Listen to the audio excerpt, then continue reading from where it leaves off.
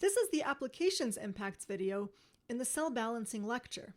I hope this video is of interest to people with a business background as well as engineers. Let's start by estimating how valuable balancing is, putting its value in dollars. We'll start quantifying the value of balancing with an example, and then generalize it to an equation. Imagine we have a BESS, or battery energy storage system, selling power to the grid. The system costs $45,000 upfront and participates in ERCOT, the grid energy market in Texas, where electricity costs around $175 per megawatt hour. Now, imagine our BESS rack is 10% out of balance. That is, one cell in the rack is at 10% lower state of charge than the rest. That one cell is at 90% state of charge, while the remaining cells are at 100% state of charge. When we discharge, we stop when any cell is empty. In this example, that leaves one cell empty and the remainder at 10% state of charge. We extracted only 90% of the nameplate capacity of the system, and that is the best we can do with this imbalance. What is the effective cost of this temporary 10% capacity loss? In effect, with a 10% imbalance, we can't use 10% of the system. We paid $45,000 for a system that behaves like a 10% smaller system. It's like overpaying $4,500 on day one. Also, for a BESS whose purpose is to earn money, we also miss out on earnings. We can estimate roughly that if this system fully discharges once per day, it should earn us almost $20,000 per year. This isn't exactly how the energy market works, but this gets us in the ballpark. So then, if due to 10% imbalance, we're not using 10% of the system, we're leaving almost $2,000 per year on the table, money the system could have earned, but didn't earn because it was operating at partial capacity due to imbalance. To summarize that more succinctly, the cost of imbalance includes two components. There is a one-time cost, in the sense of when we buy the system, we are effectively paying for both the portion that we use and for the capacity that remains inaccessible due to imbalance. In our example, that one-time cost was $4,500 for a 10% imbalance. And for systems that generate ongoing revenue, there's an ongoing failure to earn revenue that the system could earn if it was operating better. In our example, that ongoing cost was almost $2,000 per year for a 10% imbalance. Let's combine those two components. As shown on the previous slide, the cost of imbalance can be expressed as a one-time cost plus an ongoing loss of revenue. We can divide the one-time cost by the product lifetime in years to annualize that cost, and then sum the two components to calculate a total annual cost. Please pause the video to read the equation in detail. Alternately, instead of annualizing the cost, we can express the cost of imbalance as a lifetime number. In this case, we multiply the annual revenue loss by the product lifetime in years.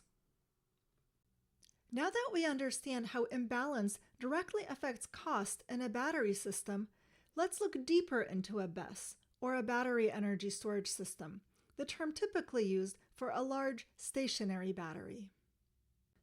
To begin, let's make sure we're all clear on the acronyms here. LFP stands for lithium iron phosphate. LFP cells are relatively unlikely to go exothermic, and their lower energy density than NMC is less disadvantageous in a stationary application than in vehicles or drones.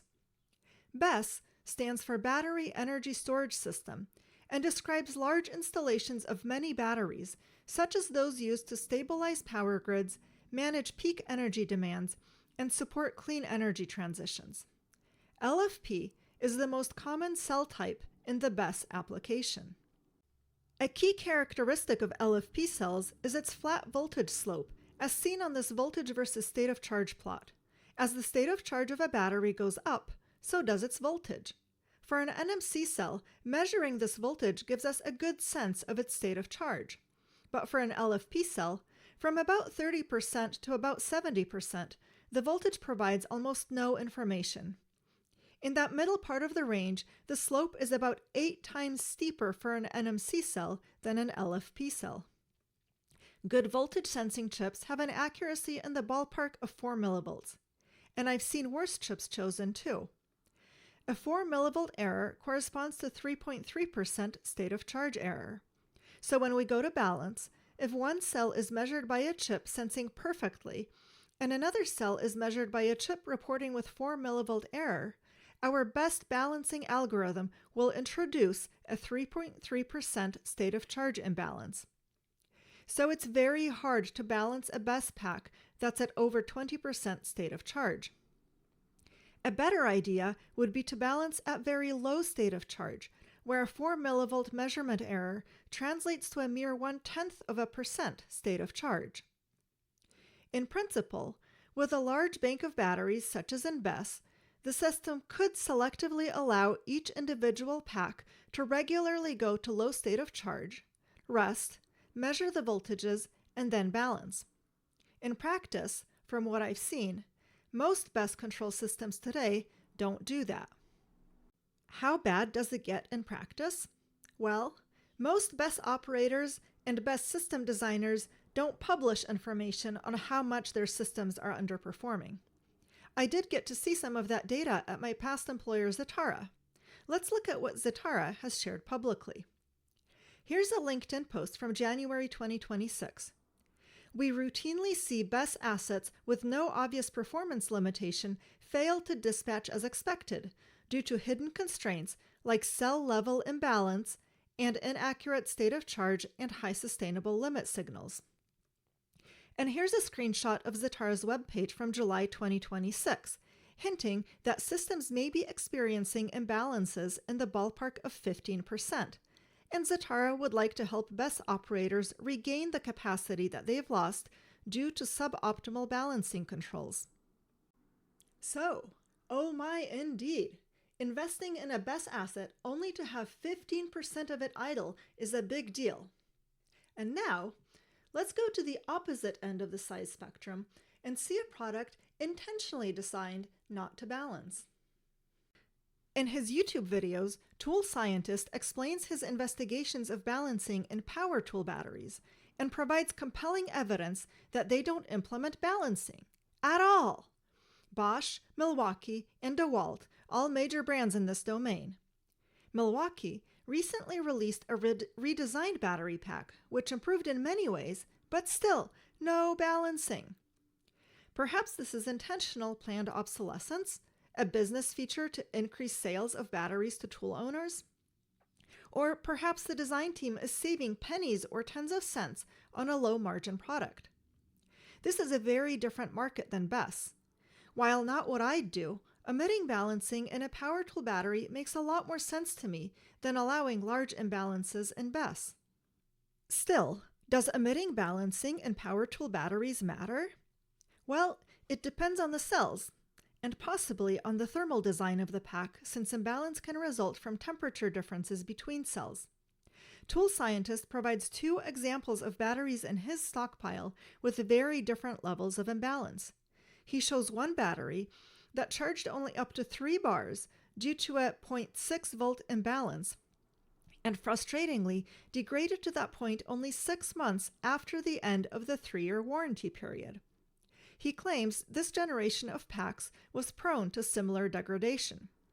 He also shows a second battery with a 10 times smaller imbalance, though it's 11 years old. Tool Scientist's take on the longevity of non-balancing battery packs is that longevity depends on the quality of the cells inside them. Pause the video to read his exact words. Tool Scientist provided some pretty compelling evidence that no balancing was implemented. He found no voltage drop across the resistors connected to the cell monitoring chip, which in turn implies no current, and no cell balancing current. I noticed that the board visually appeared not to have balancing resistors, which tend to be larger than filter resistors. Tool Scientist also forced a 0.1 volt or 0.2 volt imbalance by discharging a single cell in the pack, and observed one pack for 6 days and another for over 21 days, and in both cases, the imbalance persisted unchanged. It's fascinating to see how omitting balancing in power tools may actually serve a business goal, namely planned obsolescence. And this is the end of the application impacts video in the cell balancing lecture. I hope a few business folks hung in there with me.